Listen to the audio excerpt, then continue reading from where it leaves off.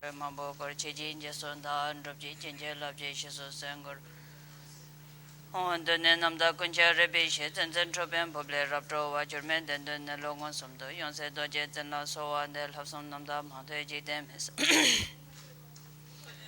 Minze Ngage Wanchopal Chanze Shabla Soa Namda Malan Sabim Himbale Pemen Donso Dodo Lama Chosun Reji Seso Chenlaba Number Jeve Power Soa De Shohomen Chuji Inje Podane Tusum Sanje Kunji Ransam Chogo Ngoso Zeba Zawe Lame Shabla Soa de Sanje Chodan Soji Chanam La Chancho Bardo Dani Chapsuje Dagi Chenso Chebe Sonamji Dola Penje Sanje Dropersho Sanje Choda Soji Chancho Bardo Dani Chapsuje Dagi Chenso Chebe Sonamji Dola Penje Sanje Chodan Soji Chanam La Chancho Bardo Dani Chapsuje Dagi Chenso Chebe Sonamji Dola Penje Sanje Dropersho Dadan Taye Semje Namyene Sanje Imbarashebe Dani do Chancho Chodo Semje do Semjen Tamje Dewa da Deve Jodan Dembara Juji, Donga da Donga Judan Dawara Juji, Donga Mebe Dewa da Mindra War Juji, Nirin Chadan Dando Seme Bala Nebara Jure, Chada Wadan Juji Shabada, Jeso Hiran Kushin Sawai, Kewa Chunse Taki Chisaba, Tamje Zobe Chancho Chirngo, Saji Beji Juji Medo Tam Rab Lijin.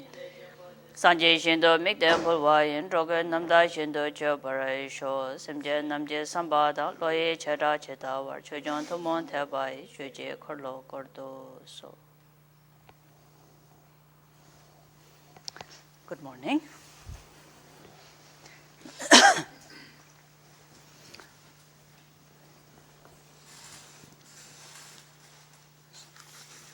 So we are continuing with Chaume Richu, Karma Chaume's text, a few excerpts that we have been doing.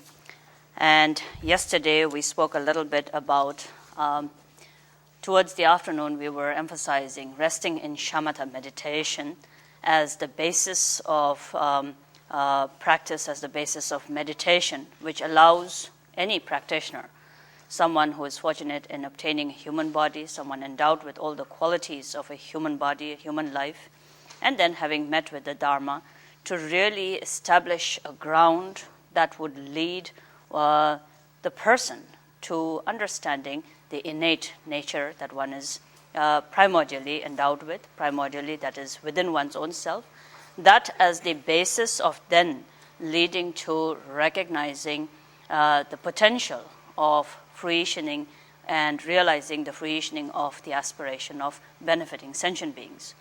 And so, as a Buddhist, then the main principle or the fundamental essence or principle that we try to generate is compassion, genuine compassion towards all sentient beings, not succumbing to the various useless activities, whether we call them 3 root poisons or 10 unvirtuous actions or whatever it may be, something that is harmful to self and the others, knowing, having the wisdom to know, to discern between all those actions that need to be abandoned and what needs to be cultivated. Therefore, with that understanding, generating genuine compassion for others. But at the same time, knowing that simply having a mind that wants happiness of the others is not sufficient, that has to be cultivated in the form of actions. Karma, the causes that we create, the action that we create, must be conducive, must be in accordance with that aspiration of not wishing harm on the others, wishing happiness in oneself and other sentient beings.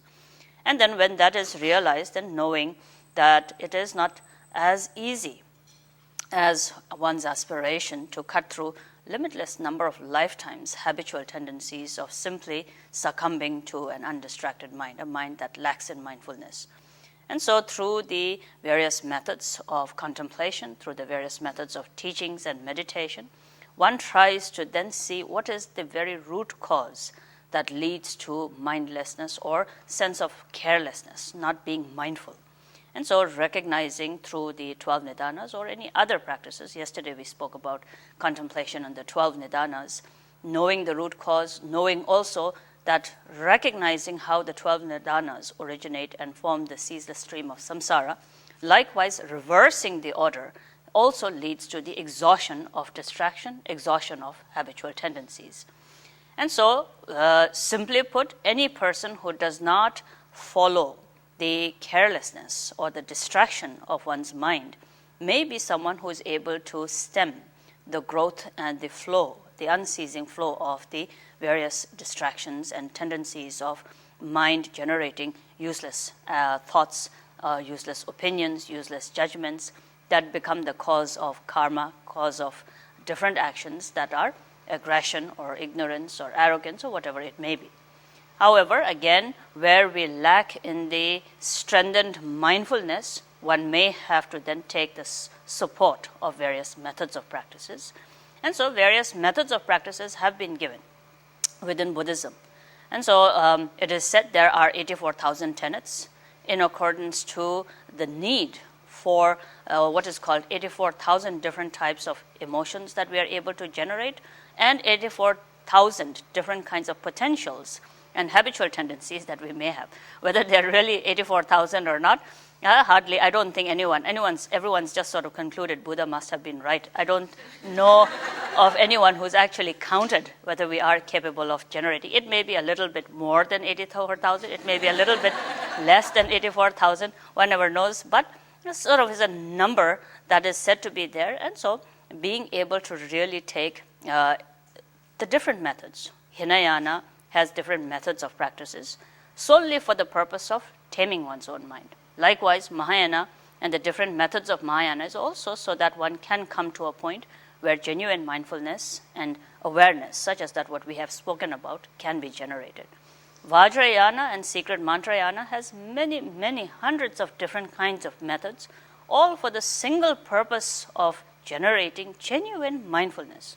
Other than that, there isn't any reason why you or I or any one of us should even enter the path of practice or take on the Buddhist teachings or cultivate a practice path of our life. And so what comes to my mind is an example of a young monk, it is said, it's an anecdote, and a young monk who was very inspired to abandon his family and take on the path of the practices. And said he traveled long distance on foot and eventually reached a monastery where he then prostrated in front of a great master whom he had heard about as being a very realized person and asked to be his student. So the teacher asked him, why are you here? Why do you want to enter the monastery? And so this young person said, well, I want to really practice the Dhamma and dedicate my life to the practice path. And so the teacher was very happy and he said, very good, you can join from today. He shaved his hair, took on the robes, and he lived in the monastery. Several weeks went by and the teacher didn't even call him or do anything extra, sort of give him any kind of instructions. So after being patient for a while, he began to think that maybe he's supposed to do something while being in a monastery. And he looked around and began to see various people do many things. And then he thought, well, since I am in the monastery and until my teacher calls, I should as well just get by doing something that looks like practice. And so he began to read the sutras. And so day and night he would read the sutras, he would read the text and try to really recite all the teachings. After a few weeks of doing that, the teacher one day walked by and asked him, what are you doing? And he said, he prostrated to the teacher and he said, I'm reading the sutras, the words of the teachings and the words of the Shakyamuni Buddha.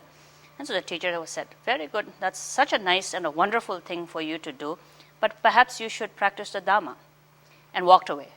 And so then this young monk thought, if reading the sutra is not practicing the Dhamma, what is practicing the Dhamma? And so then he thought maybe the teacher meant I should practice a little bit of meditation. And so he walked out on the meadows and facing the meadows and the grass hill on the top of the hill he went and he sat for several days. He sat dedicatedly in Shamatha meditation, looking at his breath, looking at the thoughts, letting it go as best as he could. And he sat there no matter what kind of a weather it might be. A few days later, the teacher again came and asked him, what are you doing? And he said, I am actually meditating here. And so the teacher said, very well done, very nice. It's very good to meditate, but don't you think you should be practicing the Dhamma?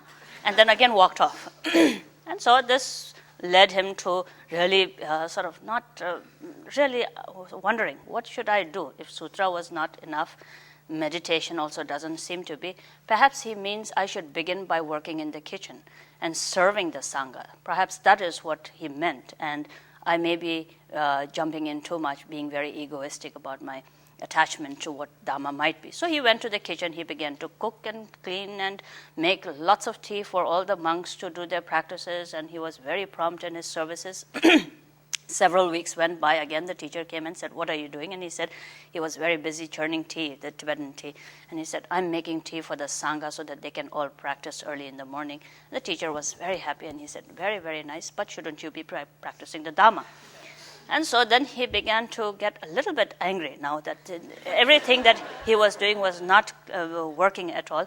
And so there are a few things, I think, additional things that I forget now, but what he did, 6 or 7 different types of things that he did. Eventually, he went to just watch the nature of mind.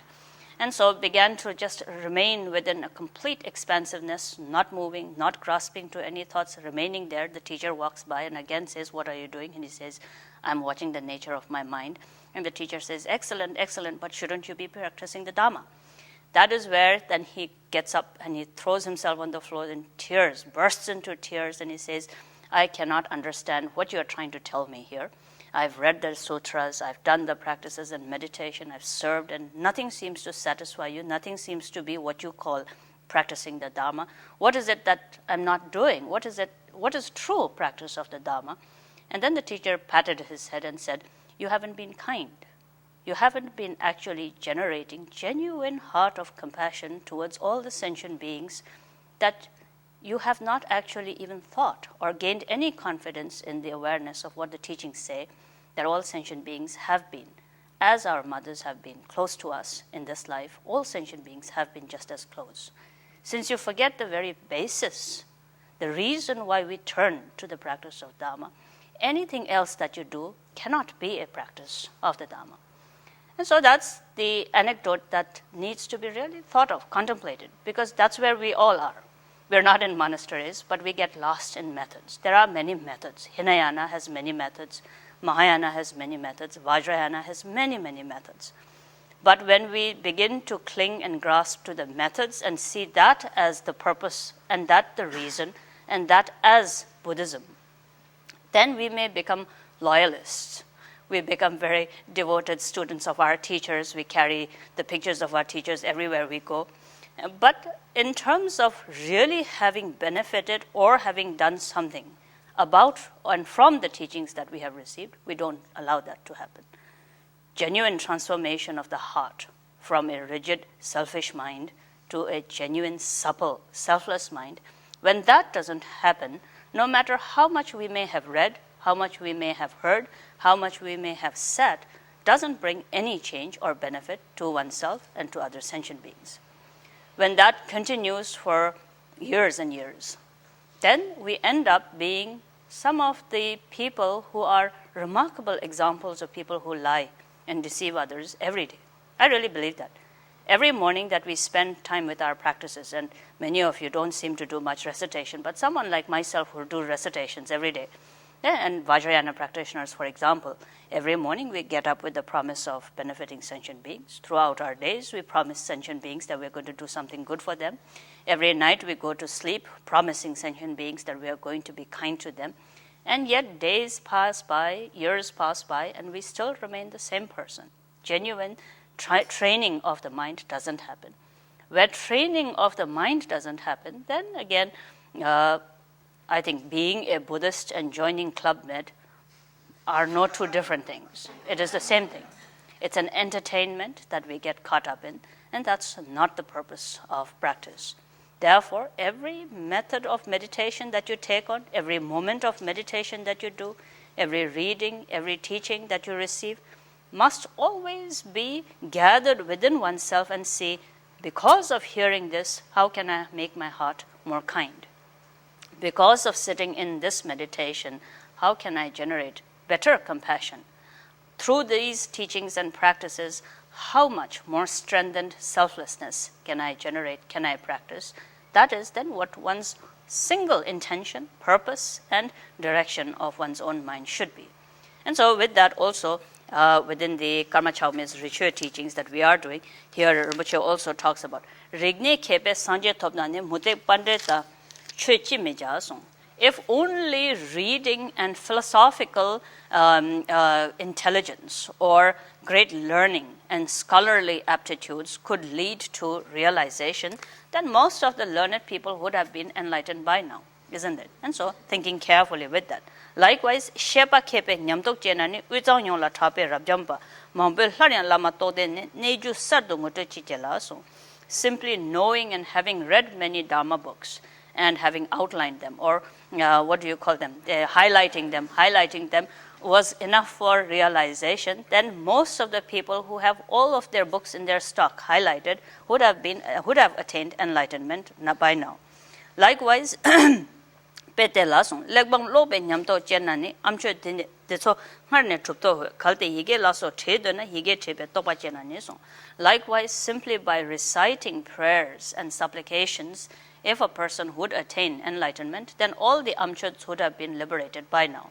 Amchuds are traveling beggars in Tibetan who used to, in Tibet, people didn't simply just beg. There were lots of people who were poor who recited sutras and supplications and did prayers. And in holy and sacred sites, you still see them reading sutras, and people would make offerings of money. And so, if simply reading the supplications and recitations of the sutra led to realization, by now all amchuds would have been liberated. Likewise, if great compositions and essays and different ways of writing could lead to liberation, then all those who have composed poetry or any kind of prose would have attained enlightenment by now. Simply by entering a monastery, if one were to attain enlightenment, everyone who shaved their head by now would have been enlightened. Therefore, thinking in this way, every meditator needs to remind oneself that until one takes on the individual responsibility of knowing that the teachings that one hears, that one contemplates and examines, that one actually meditates upon, must lead inward to taming one's own mind, and until that mind itself is transformed into a genuine compassionate mind, one does not receive the blessings of the teachings. One is not actually cultivating the teachings in one's own heart. Therefore, for a Dhamma practitioner, only recognizing one's own nature of mind, other than that, knowing the absolute nature, knowing the absolute essence of mind, other than that, there isn't any practice. And so, beginning the session by then, taking to mind, letting go of any pretenses or deliberateness of meditation. There is no reason why one needs to fall into the pattern of dutifully meditating. That's also not necessary. If you don't want to meditate, don't meditate. If you don't want to practice liturgies, do not practice liturgies. If you don't want to prostrate, don't prostrate, so long as you are training the mind. Yeah? And however, in training the mind, if these methods are helpful and useful and are reminders, that's the purpose with which it is given to oneself. So each day that one begins to again walk on the path of the practice, generating a strengthened intention, knowing that the preciousness of human birth that we have obtained, having met with the Dhamma, and then more beautifully endowed with the quality of understanding the importance of compassion. So much fortunate, good qualities that one is endowed with. May I not waste it. May I be able to truly use it for the purpose of all sentient beings. Following simple instructions such as Padu Rinpoche, most of you know the composer, the author, the teacher who gave us the words of my perfect teacher, and many other precious teachings, but a remarkable master who lived his life in accordance to the teachings completely. And so Padu Rinpoche, it is said, before he began to practice his own sessions, before he taught any short session of teachings or did any kind of meditation, would always recite at least 100 times, may my mind be kind, may my mind be kind, may my mind be kind. He would actually recite that 100 times, saying that if you did not think about it often enough, it is so very easy to get caught up back into the habitual patterns. Habitual patterns are simple, those different, yesterday you said instinct, and that's a nice word. It's kind of an instinctiveness, sense that we are so used to doing. the way we sit, the way we think, the way we talk, the way we have become as a human being is more or less the fruition of habitual tendencies. And therefore, habitual tendencies are negative. They are often said to be negative, that which needs to be cut through or abandoned. But on the other hand, more than the habitual actions or the tendencies, it is how we cater to it, how we actually cultivate it, how we nourish it, how we actually allow it to have the freedom of its expression. And therefore, may I be able to cut through the habitual tendencies. And in order to do so, may I thoroughly practice meditation, understand the method of meditation that cuts through habitual tendencies, and through that generate a sense of strengthened Shamatha and Vipassana meditation. And so yesterday we had stopped at Shamatha, and then likewise, today what I think will be helpful is go through the sequence of a Vipassana meditation. And so Shamatha and Vipassana are very vast topics. It can be taught as simple Shamatha meditation for a beginner, Vipassana meditation to a beginner also. However, because of these instructions being particularly intended for those who are going into long-term retreats, the emphasis of Shamatha Vipassana are both given in a way that is directed towards Mahamudra practitioners, or practitioners who have some basic idea of what Shamatha and Vipassana, not for beginners, but those who have done Shamatha and Vipassana for quite some time. And then Mahamudra is explained, essence of Mahamudra is explained from the Vipassana perspective. And so, is there anyone here who has no meditation experience? Well, most of you are familiar. And so you would be familiar with 7 points of Vajravirasana posture also, the correct posture of sitting in meditation. And so sit in meditation. Today, don't write. Simply sit in meditation, listen to what we are talking about, and meditate simultaneously as I go through the instructions. And so sitting in cross-legged posture, spine straight,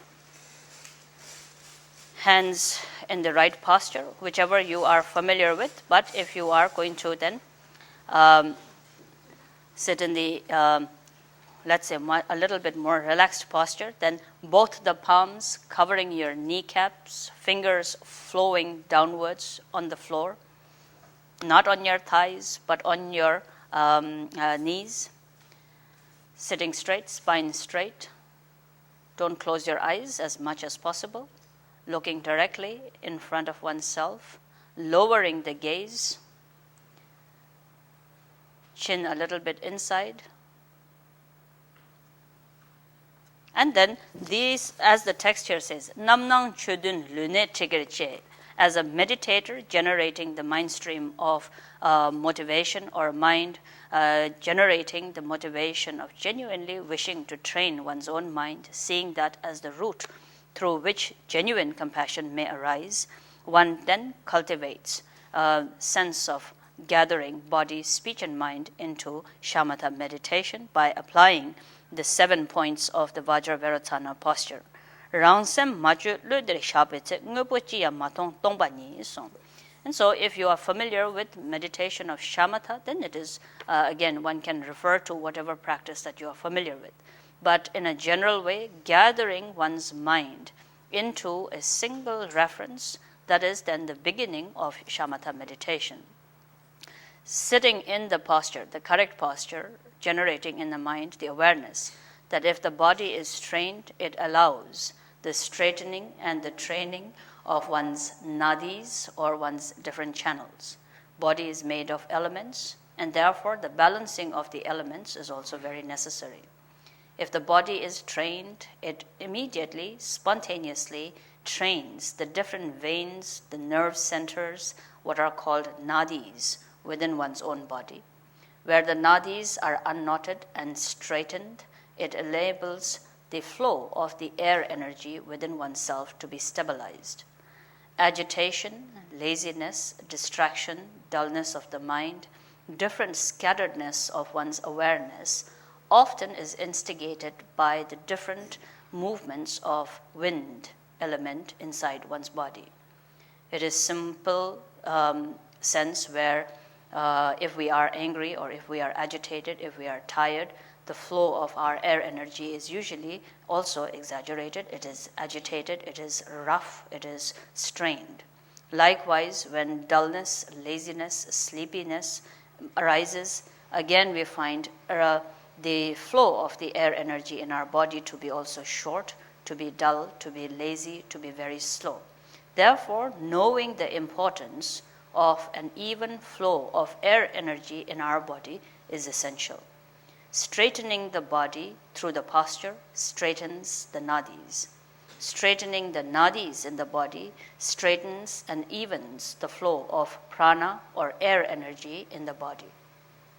Therefore, sitting in a meditation cushion, allowing oneself to recognize the straightness of the posture, through that taking the mind into the nerves or the nadis of the body, visualizing or imagining or sensing the straightening of the nadis through which the flow of the air energy may be even. This evenness of the flow of the air energy is further supported when one's breath, the intake and the out-breath is even. So you support it by slowly allowing yourself to concentrate on the inhalation and the exhalation. There's nothing profound about it.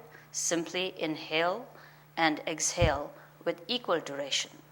Traditionally, one would say Om, Ah, Hung, 3 syllables that by reciting would give you a rhythm of evenness in the flow of the energy, so that the intake as you breathe in the air would be the duration that would amount to the same time as you would recite slowly the 3 syllables Om, Ah, Hung.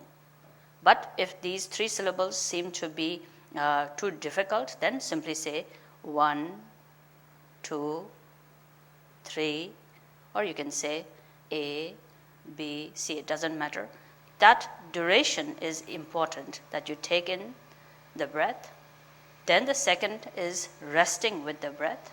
That also has to be even and same amount of time, duration, that you took to breathe in. Therefore, the resting would also be Om, Ah, Hung.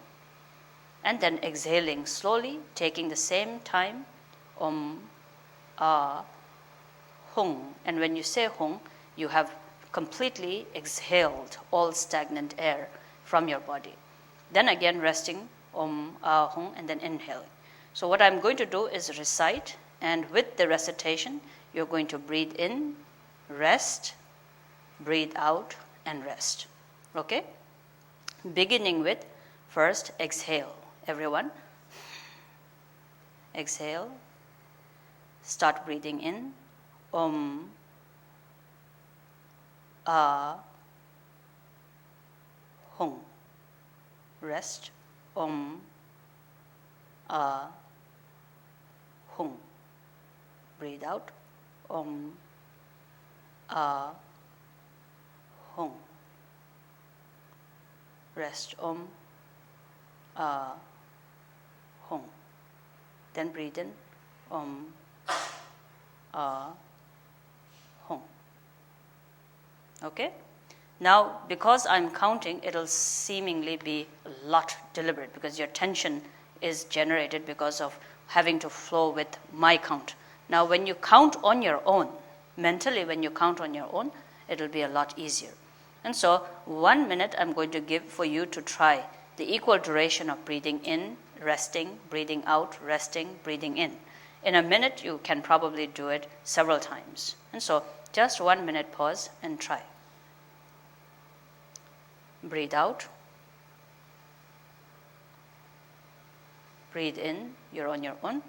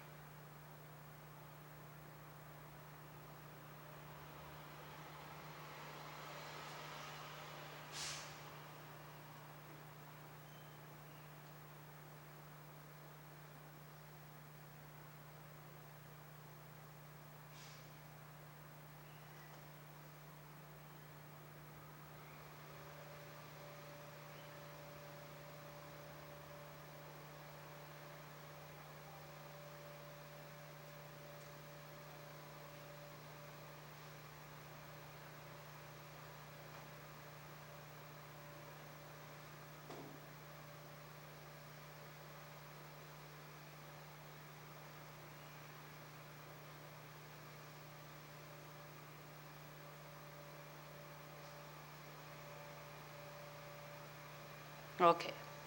Now, few things, relax a little bit. Few things is, if you have questions, ask questions. Don't hesitate. Some of you are breathing through your mouth, so that's, again, not right. Breathe through both your nostrils. That's very important. Then, as much as possible, keep your eyes open. Keeping your eyes open and training from the beginning will have a lot of benefit, bring a lot of benefit later on when you begin to do all kinds of other meditation within Mahamudra and Dzogchen practices. Gazes are very important. Eyes and your mind consciousness have a very strong connection. It's called the gateway. Therefore, training in the gazes, training your eyes to not succumb to the distractions. When you close your eyes, it's a lot easier to focus. And so if there is a lot of distraction, then it's okay to close your eyes. But as much as possible, training from the beginning not to be distracted by forms that you sense. Keeping your eyes open a little bit is essential. Then another essential part of Mahamudra, Shamatha, and Vipassana, although this essence that we are taking is, when you breathe in, the air must go down to the belly level. And so, as much as possible, sensing as you breathe in, taking the breath down to your belly, as much as possible when you breathe in, there has to be what is called protruding of the belly, so that your belly actually protrudes outside to hold the air and then gently come back in. There are precise instructions, which is not necessary to go through at this moment, as long as you have a sense of the air going into the belly.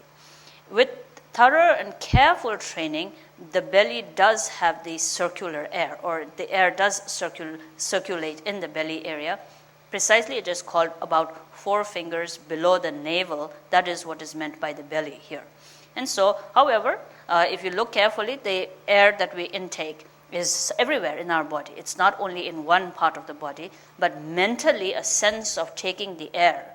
Your awareness and the air must merge together. A sense of when you breathe in, your awareness and the air energy, the prana energy, both which are without form, which are empty in nature, nevertheless are very clear, very powerful, very, very sort of full of energy, and therefore combining the air, the space, the prana, and the awareness, the shepa, merging or uniting them together, you follow the flow of the energy right down to the lower part of your belly.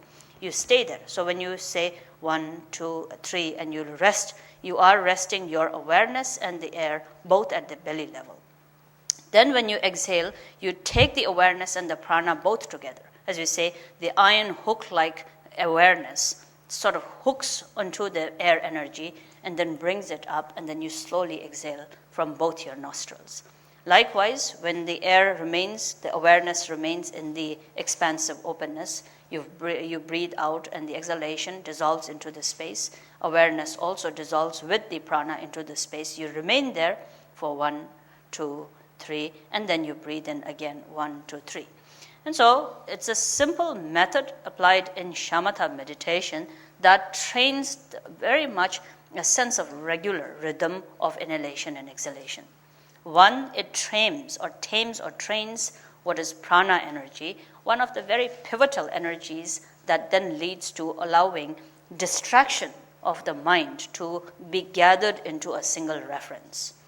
That reference, when it brings about complete awareness, is a strong reference, and yet that reference is not solid. It's not objective. It's not something that is very, very permanent or very firm or rough or solid. Therefore, a spaciousness allows the mind to be trained in one reference, which gathers all distracted thoughts, and at the same time, that one reference without the form nevertheless is very, very acute, very, very aware, very, very sharp. That then gathering allows the mind not to be distracted by sound and forms and perceptions and so on and so forth. So it's a skillful method of what is called gathering all the different distractions or potentials of distraction into a single reference which is the closest to being empty in nature, and therefore allows the mind to be alert and yet not holding or grasping to anything that is a solid object. Training in this first preliminary shamatha of reference, what is called empty reference, where the prana and the awareness merge together, forms the foundation for then entering into the analytical meditation, or what is called Vipassana meditation. So as much as possible, training in this is important. If one is very much in the beginning stages and finds it very difficult to simply refer to the breath, then Mahamudra teachings often talk about various other references. Yesterday also we spoke about looking at a statue or looking at a stupa or a picture or a stone or a marble or whatever it may be, looking at one's own inhalation and exhalation in a very simple way as you inhale and exhale, or watching only the in-breath or the out-breath or whichever it may be, or both, then any of these supports can be taken. But progressing into Shamatha, that becomes the foundation for Vipassana meditation, then the training in the prana has to be a little bit more precise and not so much as very simple cursory watching the breath. And so the precision and the rhythm is important. Very traditionally, not so much, probably also in the Mahamudra, but within the Dzogchen training, there is a reference to, and some of you are familiar with the Dzogchen teachings, there is reference to Vajra recitation that has been given. Vajra recitation is Hung, 3 syllables that are called the syllables of the 3 kayas, of Dhammakaya, Sambhogakaya, and Nirmanakaya. Now, not getting into that explanation too much, but these 3 or any of the syllables would then enable the meditator to really regulate or have a disciplined in-breath and the out-breath. So such that some teachers often used to also teach about what is called Vajra recitation. They would do Om, Hung. And this simple gesture, without counting, if you simply mindfully did Om, Hung and kept it, set the rhythm of how long the duration would be in your in-breath and out-breath. Also, mindfully, awareness and the prana and the movement, all of them merging together, allowed what would be called a skillful gathering of all our senses and sense consciousnesses to be gathered into a single focus. That single focus, nevertheless, being as pervasive as space, because its inherent nature being empty, that which cannot be caught, that which cannot be formed.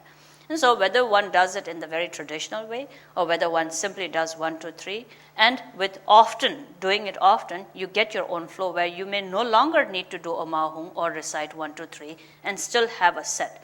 That duration of inhalation, resting, exhalation, and resting doesn't have to be as precise, remember, as half a millisecond or whatever you may say. And sometimes you all get into the tension of maybe that inhalation was a little bit more than the exhalation or whatever it is. Now, Americans often get into that kind of very precise thing, and that's not a problem at all. So a few milliseconds here and there isn't a problem. So as long as some sense of evenness between inhalation, exhalation, and the resting period are there, then that is fine. Okay? Any questions about this? Yes? The rhythm you were giving is much slower than my natural breathing. It's probably also because of not having trained enough. In the Mahamudra tradition, this is the first preliminary, very, very simple, basic explanation of what would lead to what is called vase breathing. And so with vase breathing and training in the breath, usually the ability to, with very much ease, without any tension, take longer periods of breathing may be possible. Some of us have trained for a longer period of time, so our inhalation, exhalation, with training, you can rest a little bit longer or make the breath prolonged. Shortness of breath, some people have physical problems, asthma or any kind of breathing problems. Short inhalation and exhalation may be a problem. So one is train often enough so that you come to a point where it is a little bit slow. That's always best. But if there are physical difficulties or whatever reasons that may be there, for example, smoking is also one reason why long inhalation, exhalations may be difficult, then that's also fine. Short or long is not the problem. Duration must be even, and the awareness and the breath must unite together so that there is no other dispersion of one's own thought or awareness. That is the main emphasis. Okay? Yes? I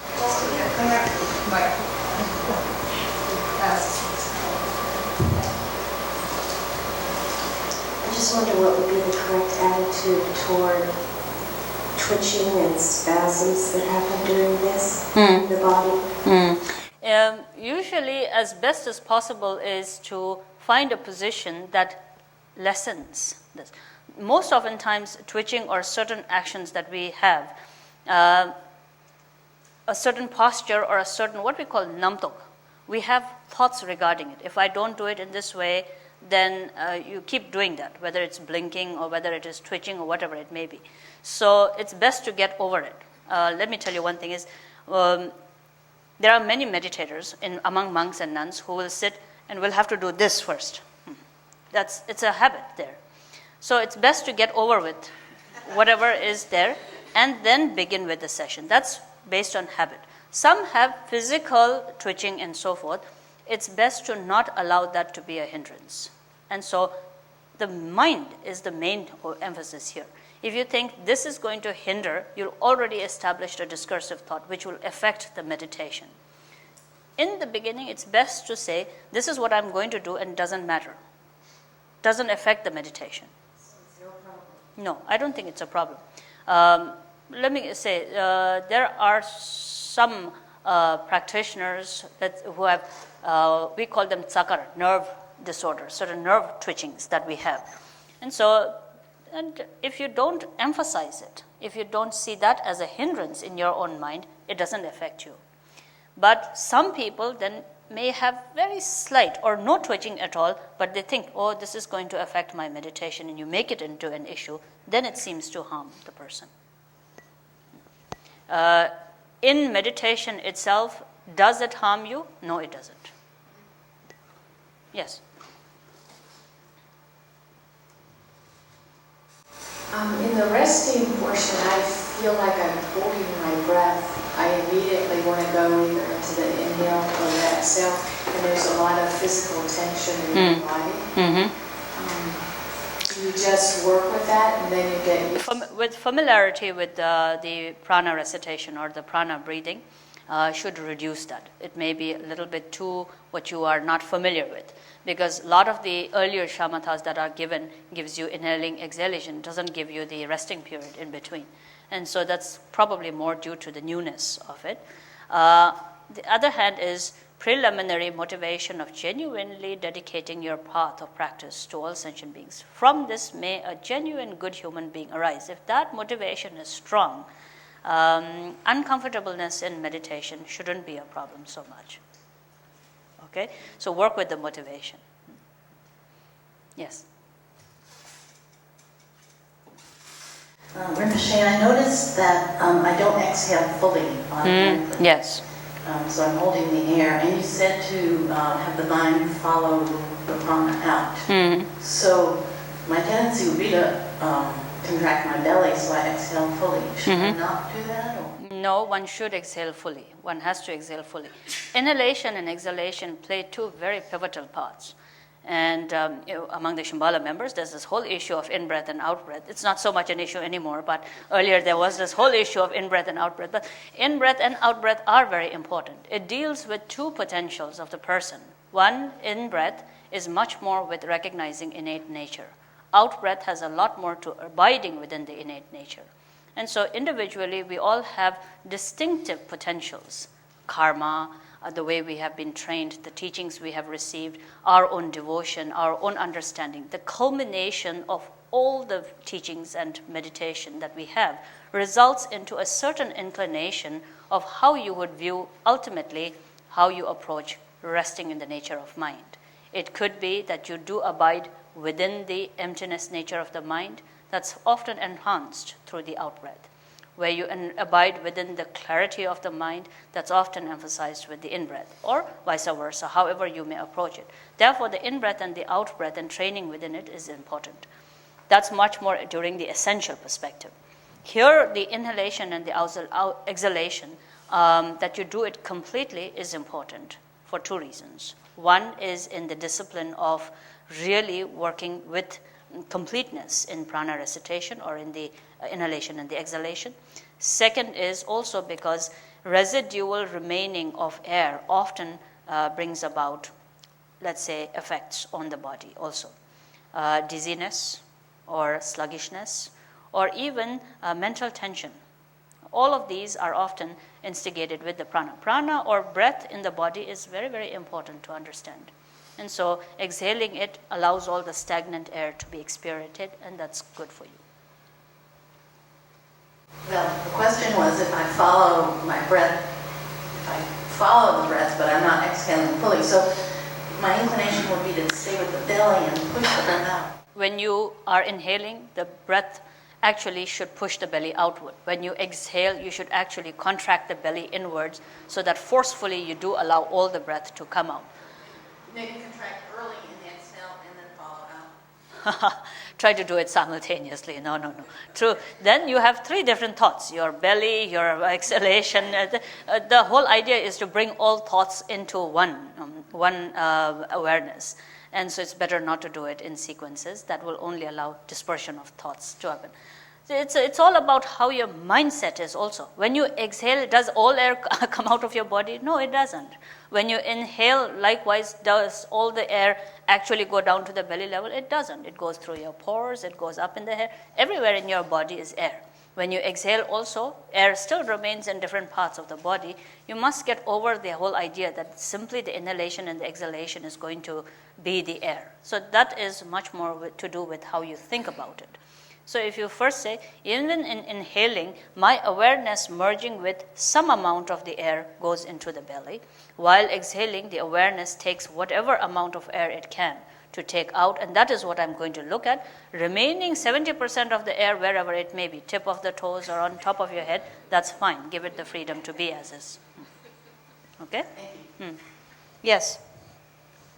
Now, if Shamatha and breathing alone has this many questions, and during Vipassana...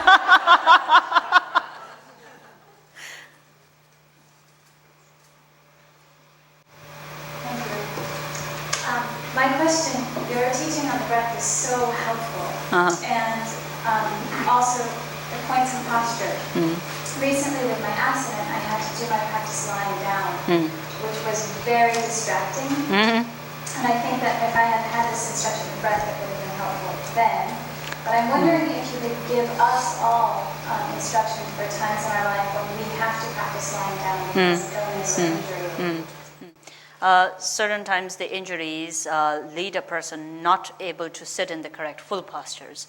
Sitting on the chair, those of you who are sitting on the chair, I think it's very good. Whatever position that allows you a few things. One is spine must be straight. Lower part of your body and the upper part of the body must be evenly balanced. So if you see Leo, for example, 2 feet firmly on the ground, that's very important because that balances lower part of the body and the upper part of the body. And so sometimes if, for example, most chairs for me are high, so the feet is, unless you put your toes on the ground, then put some cushion, not textbooks, not your practice material. Many people do that. But a cushion or some higher elevation that you can balance both your soul firmly on the ground, straightening the spine as much as possible is important, even in a chair. And so that would be best. People tend to keep their hands on their feet. The flow of the energy does require that your fingers flow downwards on the floor. And so again, Tibetans, for example, have shorter hands. And so we usually put them under 4 fingers below the navel. You touch left hand over which is the right hand. And then the 2 thumbs touch each other. And the 2 thumbs meet at the navel, at the navel point here. And so this allows us a sense of even flow of the prana within the body. Now, some people who are very tall and have long hands have difficulty. And so because of that, the hand goes very crooked. This blocks the flow of the energy. So it's much more advisable to keep it covering the knees, all 5 fingers looking downwards on the floor and going downwards, so that there's an evenness and non-blockage of the flow of the air energy, particularly in the upper part of the body, which is in meditation. Lying down is a little difficult. If you fully lie down and do meditation, unless you have been given specific meditation instructions in such as dream yoga or milam and so forth, it will always be difficult because sleep comes very quickly. And therefore, those who are in a condition where you have to practice sleeping, my advice would be is to talk to a teacher to give you specific visualizations to do. Supported by a visualization, it is far more easier for the mind to be alertly awake. Only doing shamatha, some of you probably can, but most of us always will fall into sleep, especially even with the prana recitation. So a little bit upward, pillows or anything that does not allow you to be fully reclined, but a little, let's say even 40 degrees or so of raised pillow that can allow some sense of the spine being straight, and then yourself in meditation might be helpful. Fully sleeping, I've often seen people just fall asleep. Yes? Yes? I've had to lie down a lot because of my back injury, and I kind of developed something that the way the years went by, is that I bend my legs, which straightens the back, lower back, and I put my hands on my legs as if I were sitting in a chair. And that action of putting your hands on the legs gives us some tension so that you're just not floppy, you know. And that, and of course keep your eyes open, and that helps me stay awake. I think that's a wonderful thing. Strong determination. It is all, I'm going to come back into that. Strong determination, motivation, and then that's the best. Most of us sit very straight and fall asleep, isn't it? No one, we especially when we sit on thrones for a long time, we develop this, I can sleep on the throne and you wouldn't know. And you wouldn't know. That's how good we become. We can sleep open eyes, looking at you. So I think we develop all kinds of different ideas. But I think strong determination, motivation, if that is there, then you do find your own discipline. That's the best. Thank you. Right. Okay. And so again, coming back to the text here, seated in such a position where the mind completely allows it to mingle or unite with the breath. Gradually, then when one thinks that one's inhalation, exhalation, and the resting periods in between are of even rhythm, slowly the second phase, the second set of the Shamatha meditation progressively needs to then release, what is called releasing of the tension or the deliberateness in the breath and the watching the breath. And so various different texts and teachings will emphasize either the in-breath or the out-breath. Here then the main, or let's say the emphasis is much more in the out-breath. And so as you watch your in-breath and when you think, you've developed a sense of complete evenness and no distraction is arising other than your awareness and the breath, inhaling, resting, exhaling, resting, when you seem to have a very even rhythm, slowly reducing the grasp of deliberateness or deliberately being aware of the inhalation, resting, and the exhalation should be developed. Slowly releasing means watch only one aspect, and that is the exhalation. Breathe in, rest within the evenness. You've set a rhythm, so you don't have to watch the duration. Then gradually, when you exhale, allow a much more strengthened awareness of the exhalation, your awareness and the out-breath sort of dissolving into the outer space. When you are able to completely release it, then again slowly inhale and rest, but without being so much aware of it, without emphasizing the watching aspect to the inhalation and the resting. When you've again rested enough, exhale. And during exhalation, watch the exhalation sort of just completely immerse. What we call is awareness, and you're exhaling. And you take your breath from the tip of your nose. The exhalation, the air, merges into the space. Wherever it seems to merge, allow the merging of the inhalation or the air and the outer space and your awareness to remain within that point. Remain without any movement for as long as possible. When you become distracted, again inhale and then remain. When you're ready to exhale, again take the awareness and the exhalation. Allow it to merge into the space. Rest in the space. Rest in not being able to see anything. Rest wherever the awareness and the breath completely dissolved into one another. For as much as possible, training in this rhythm is said to be then the second step of entering into Vipassana meditation. So again, I will stop this time for 2 minutes. You will begin first by watching inhalation, exhalation, and then slowly, when you are able to, then just simply exhale and allow the exhalation to dissolve into the outer expanse. Exhale. Inhale.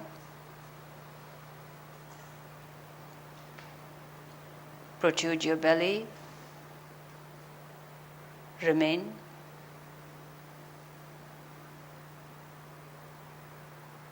Push your belly inward. Exhale simultaneously. Air comes through the nostrils. Outward. Remain. Tighten the belly. Breathe in again, slowly, through the nostrils, downwards, from your chest, downwards, into the belly. Take the belly out. Remain at the level of the belly, be aware.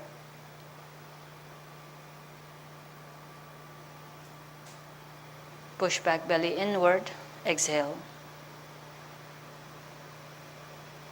And do it on your own.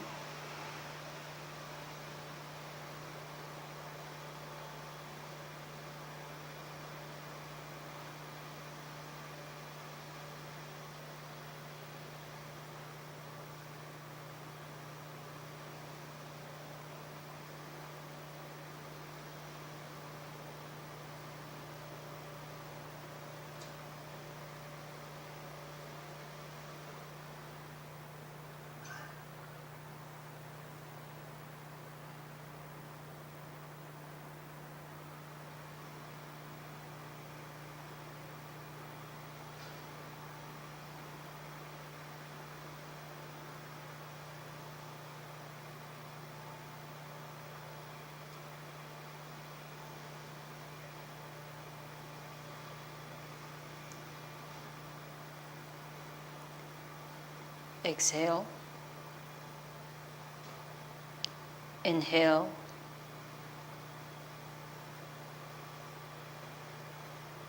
Rest.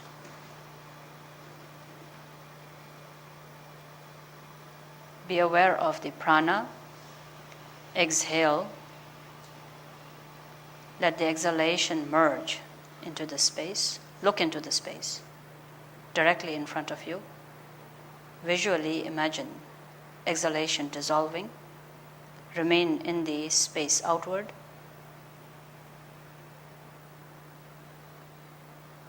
Breathe in again.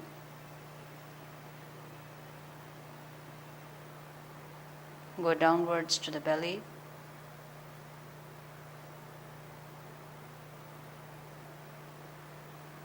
Then again exhale, and this time remain on your own until one is distracted, then go back to in-breath.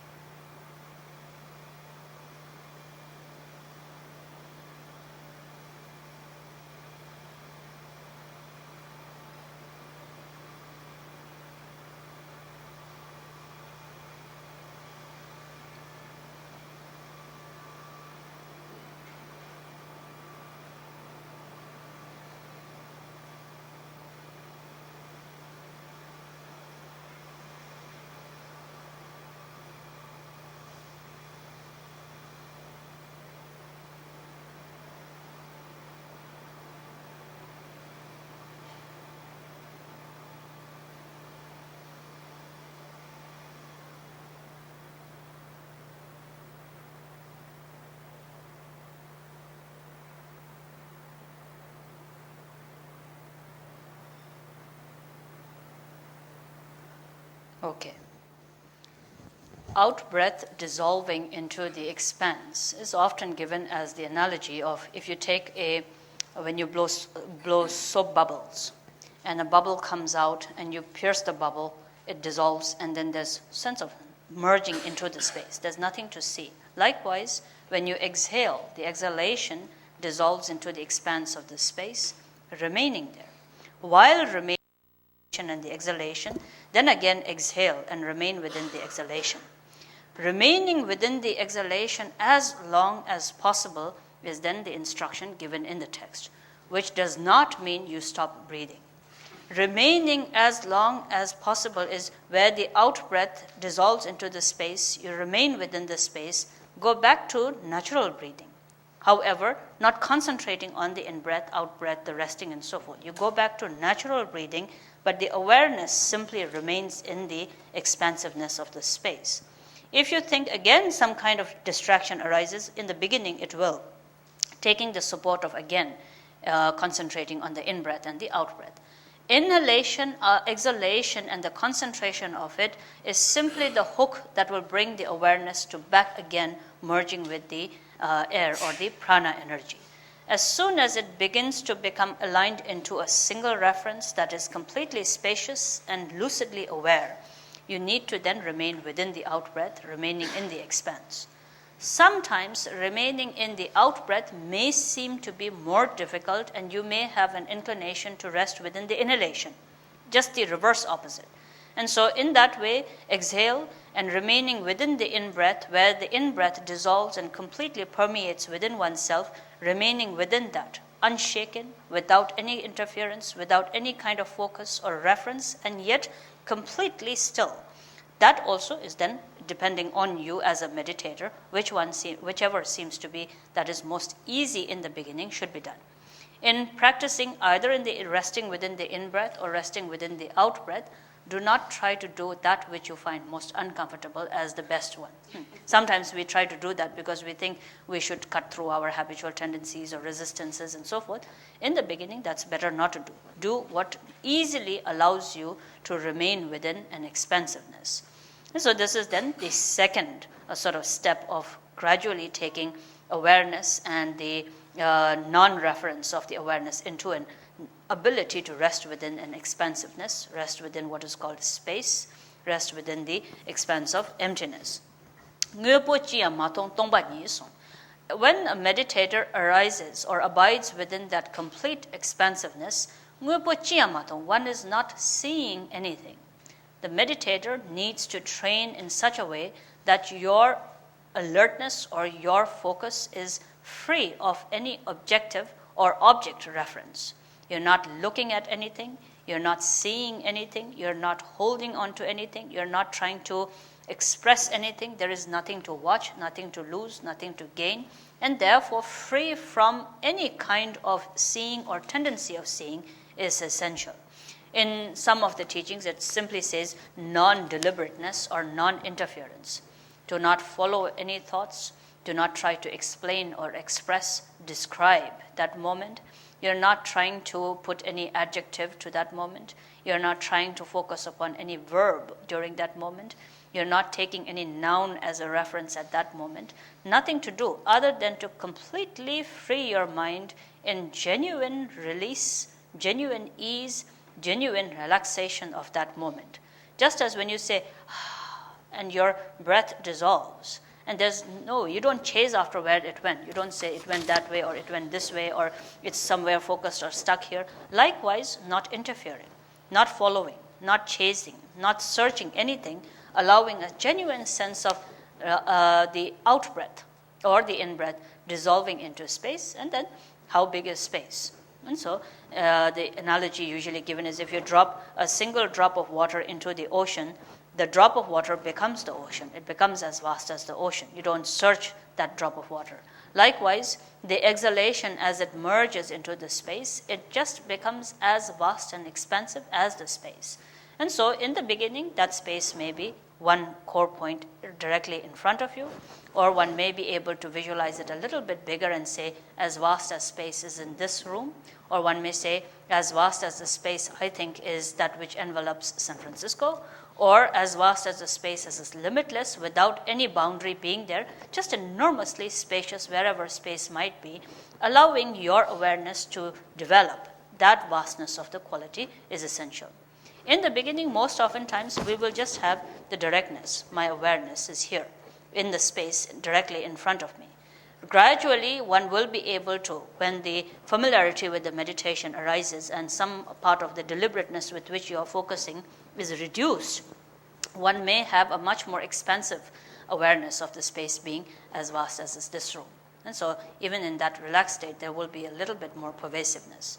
Gradually, one will not allow the boundaries and the limitations of what you think is the boundary of space to become a hindrance. And in that space, just as vast and limitless as it may be, likewise, my awareness also as vast, and remaining within that, without any kind of thought arising, without any kind of definition or designation arising, without generating any kind of thought. If any thought comes, such as, oh, then again go back into whatever it may be, oh, or this or that, or red or blue, or whatever arises, allowing yourself to simply say, oh, distraction, and again go back to inhalation, exhalation, until a rhythm arises, and again one is able to expansively rest within the expansiveness of the space. That is then the first, the foundation that must be cultivated by the meditators. Rangrik rangla salve hutsalo sung.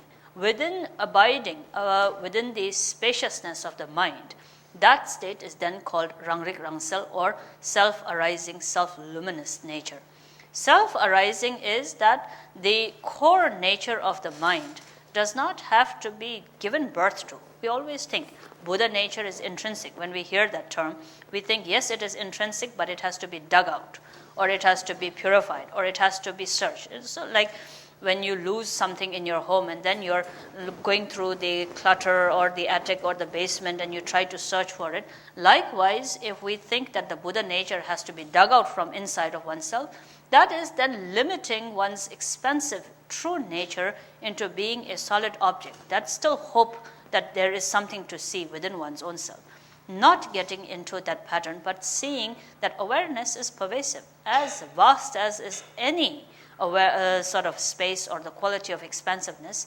That is then the pervasive quality of one's own innate nature. And therefore, Rangrik Rangsel means when you allow the self-arising, basic nature, the freedom to be what it is, by not following the clutter, by not following the deliberateness, by not following the different tendencies of grasping and holding, that then arises as the potential for the innate nature to be self-luminous. It just is the very core nature that one is able to remain within.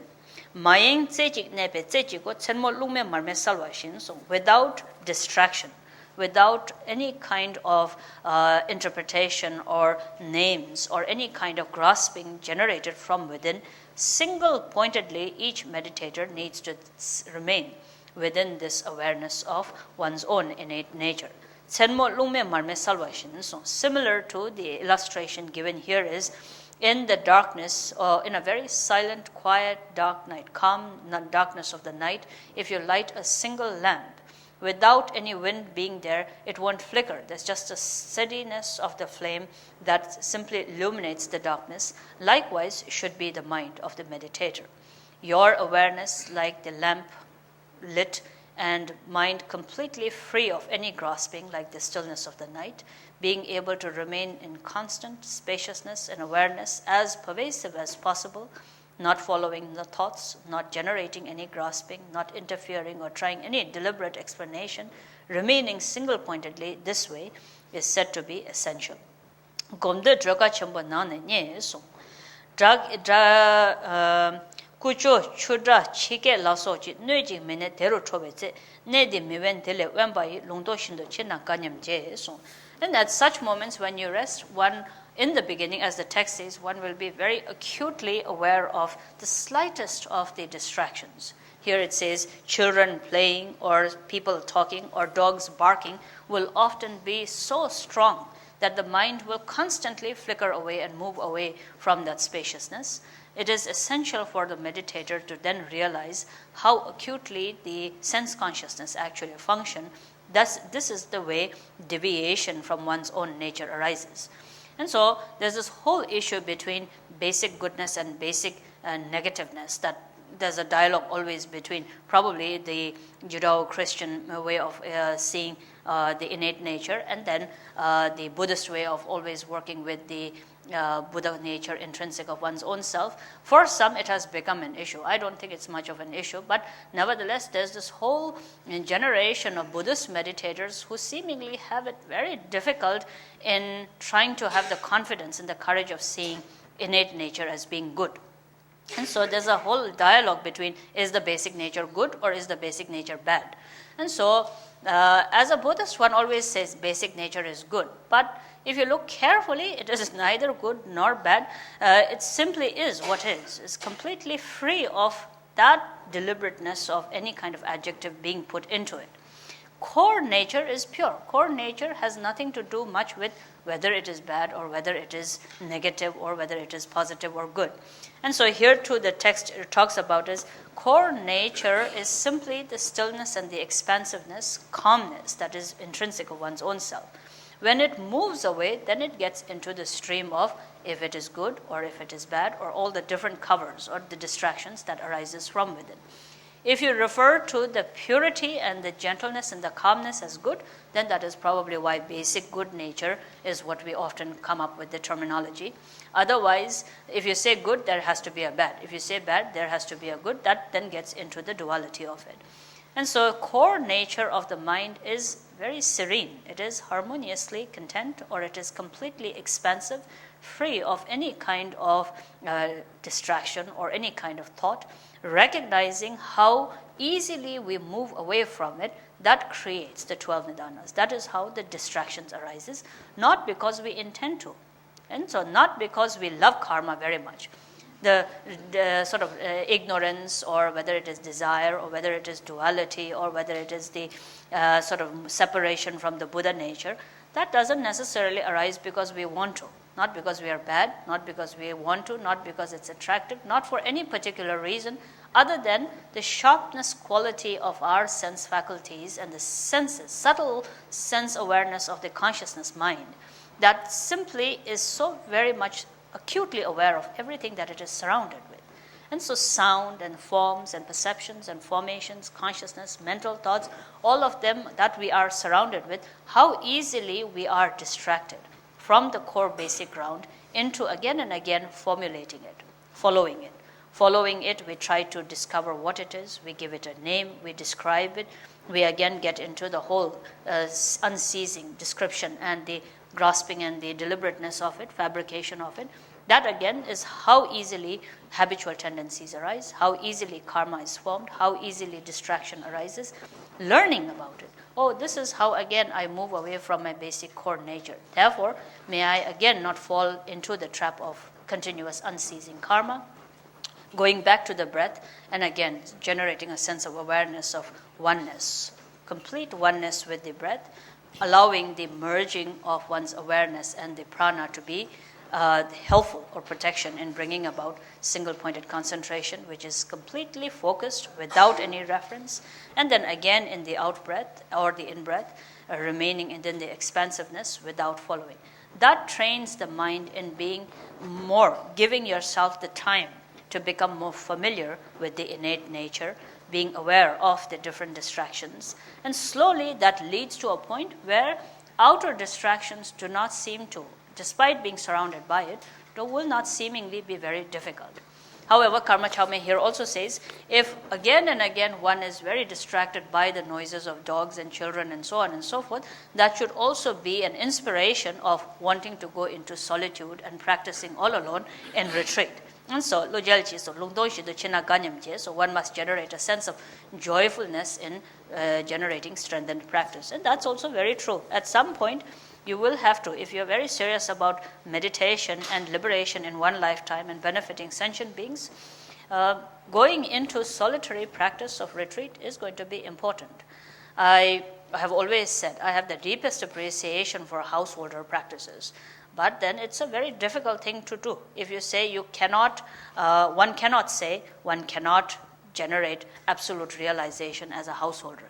You can juggle your responsibilities and families and career and work and center and responsibilities of Dhamma centers and administration and all of the different aspects that are there and still be able to be fully liberated within one lifetime.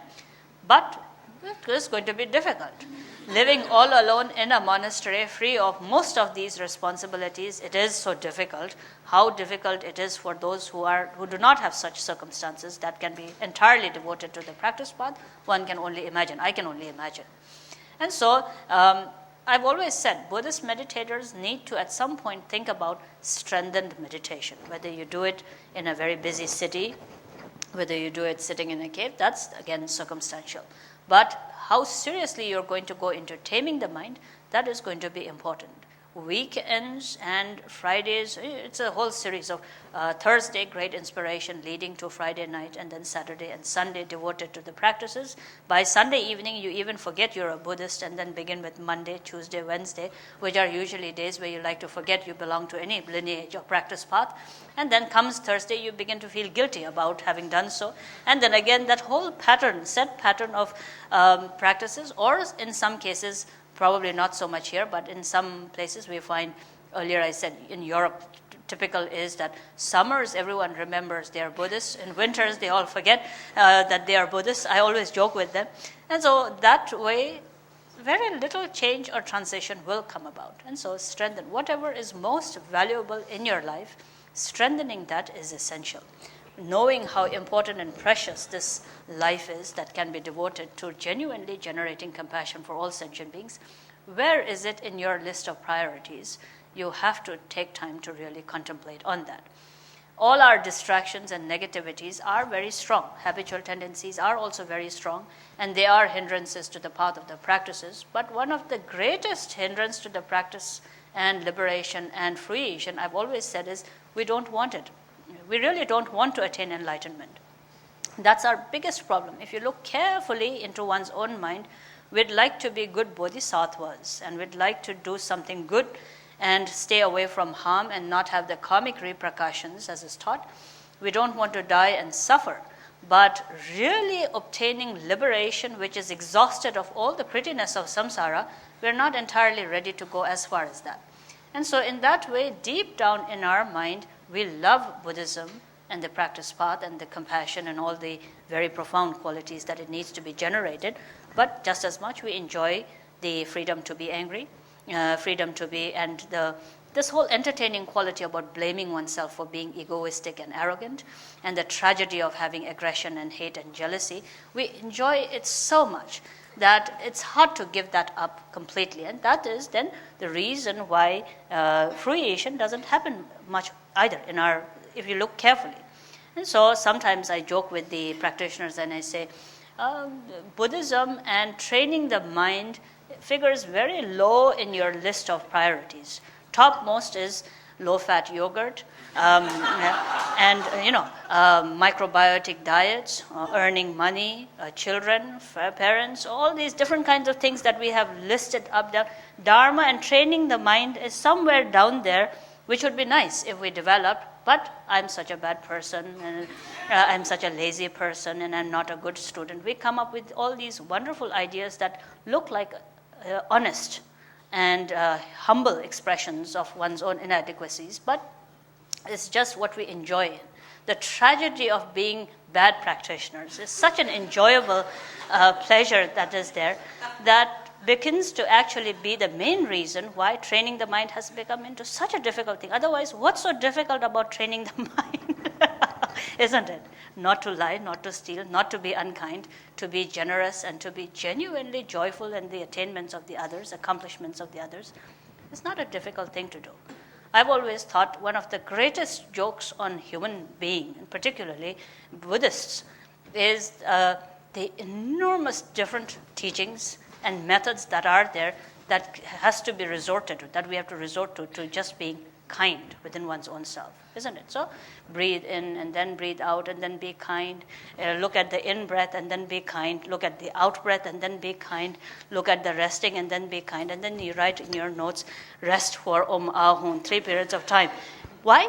To be a kind person, to stay out of interfering in the lives of the others, to not criticize others, to not be angry with the others. And that is, then I think, a great joke on immense kindness of the Buddhas and Bodhisattvas who've given us these teachings. But nevertheless, a big joke on human intelligence, I think.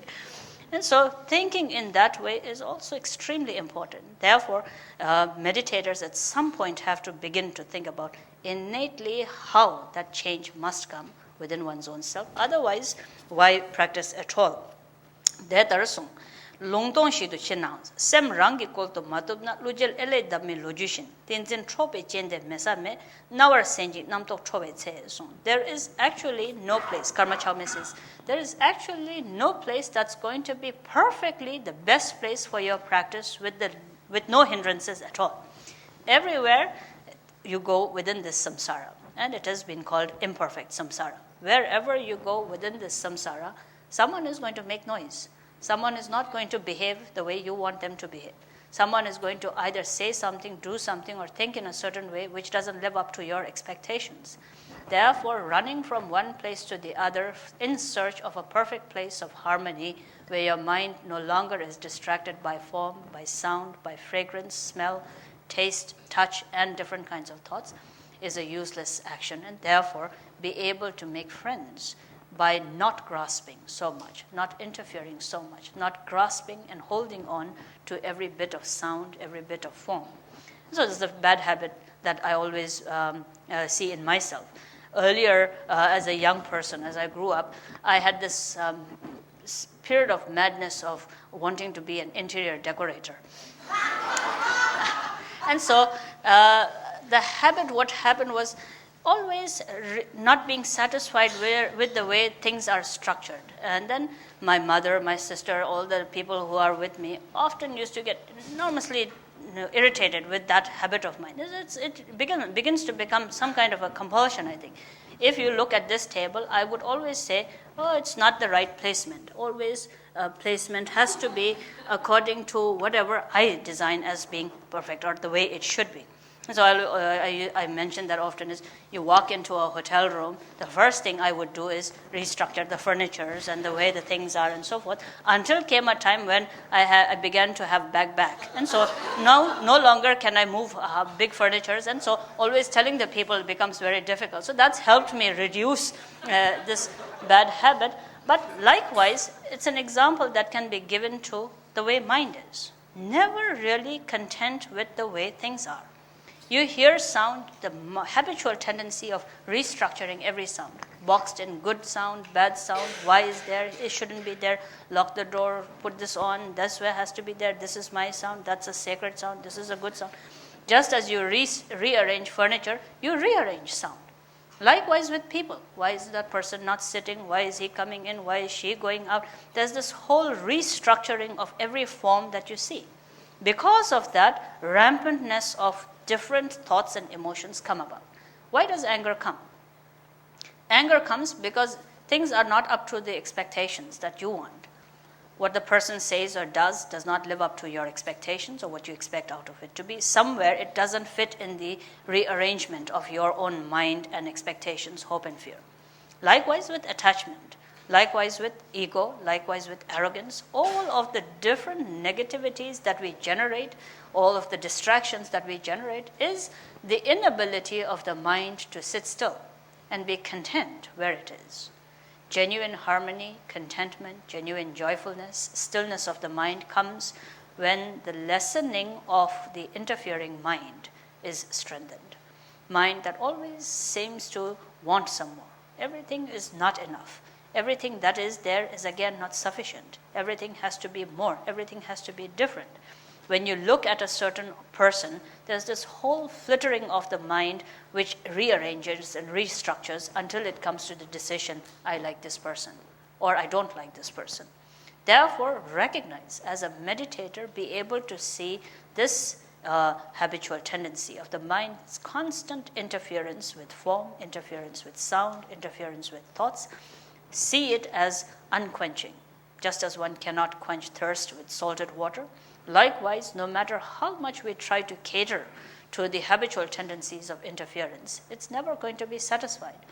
Therefore, letting that be by, again, training in the prana, giving yourself the space to simply remain within the exhalation, allowing the mind to not follow thoughts, not to interfere with thoughts, not to fabricate thoughts, not to sort of hold on or grasp to the different thoughts, forms, perceptions, formations, feelings, different kinds of mental conscious thoughts that are arising, allowing oneself to completely remain within the stillness, such that if the sounds arises, recognize the sound, go back to the breath, remain in the out breath, dissolve it into the space, remain.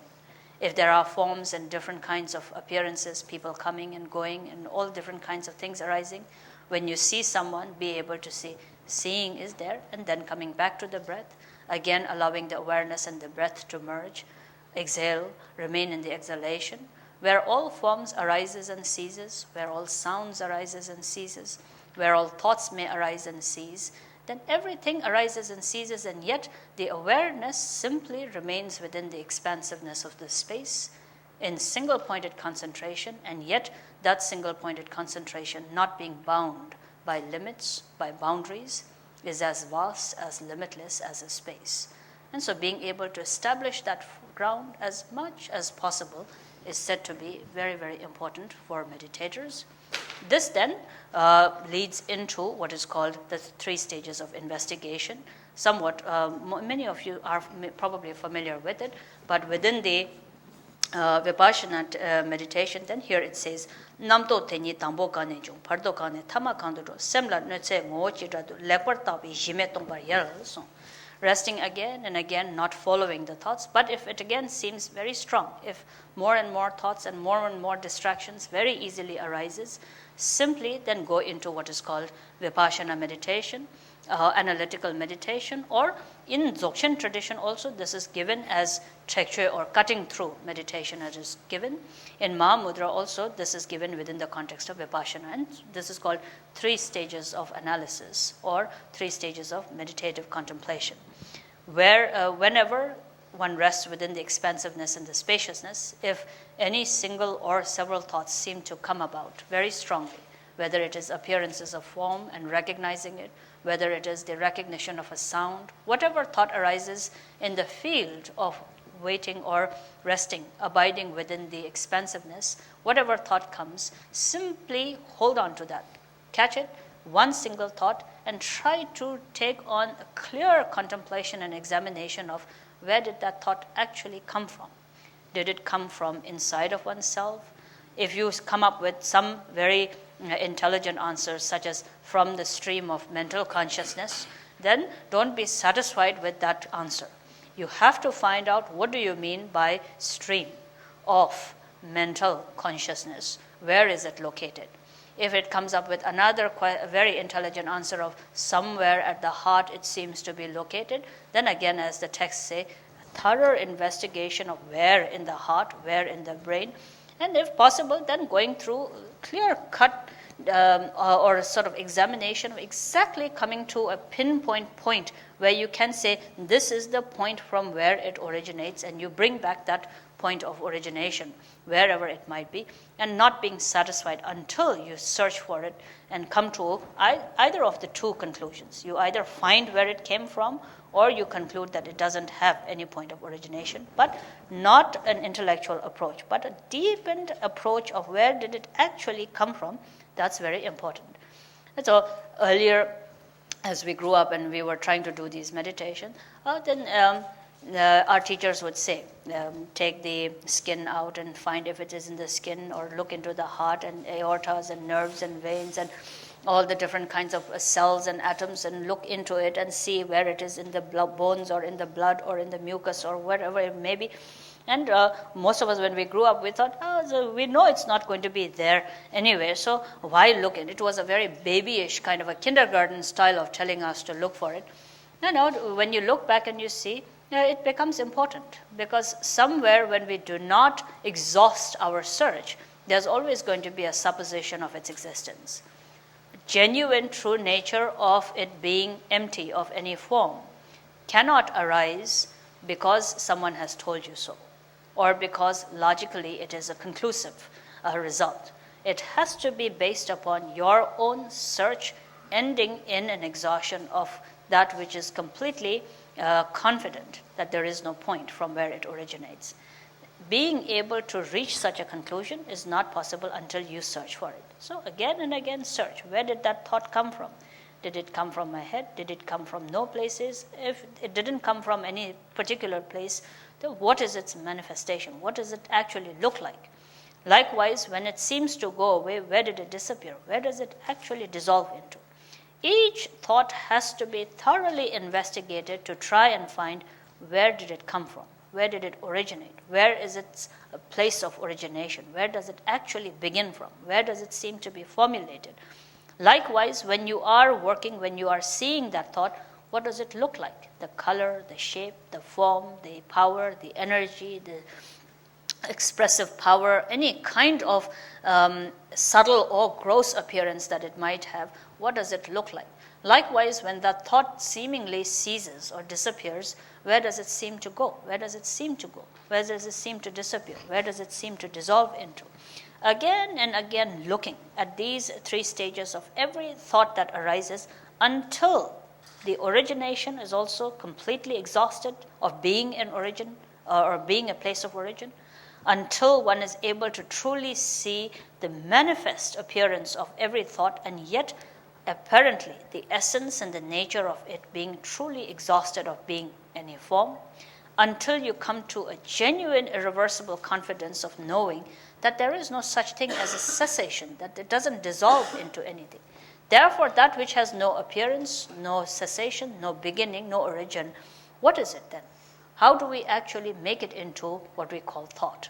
Likewise, anger, where does it come from? Where is it? Where does it seed?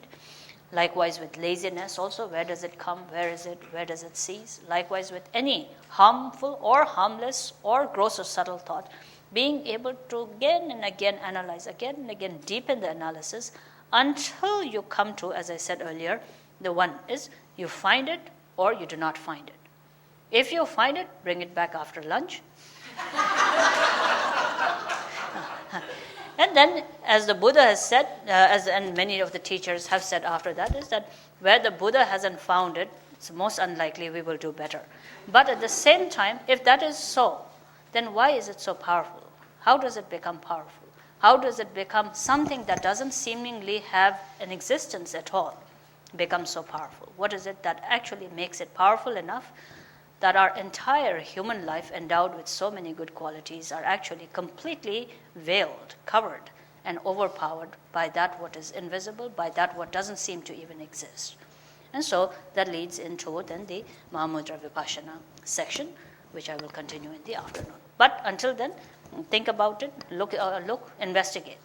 3 stages of investigation can be done as a formal meditation and in very simple ways also. As you walk, as you talk, as you eat, whatever actions you may do.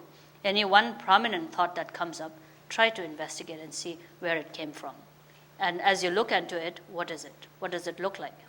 What is its form? What is its structure? And then when it ceases and disappears, what is it that actually it ceases into? And you have to come up with, as a meditator, we have to come up with substantial evidence of its existence. Otherwise, simply being allowed to be overpowered by that which seemingly is not even existent and believing in its presence is not mark of using one's own clear wisdom, isn't it? So as Buddhists, many people, I know all of you take great pride in being intelligent and ask, what's the proof of karma? Or what's the proof of the hell realms being there and so forth. And so unless you see proof, you don't believe in anything, isn't it? And then, likewise, is with also thoughts. If you let thoughts become so important that it actually dictates your life, you must also have proof of its existence.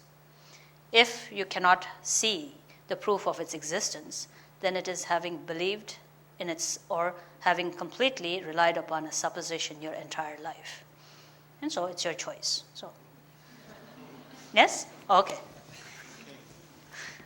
By this merit, may all obtain nations, may defeat the enemy from the stormy waves of birth, old age, sickness, and death, from the ocean of samsara, may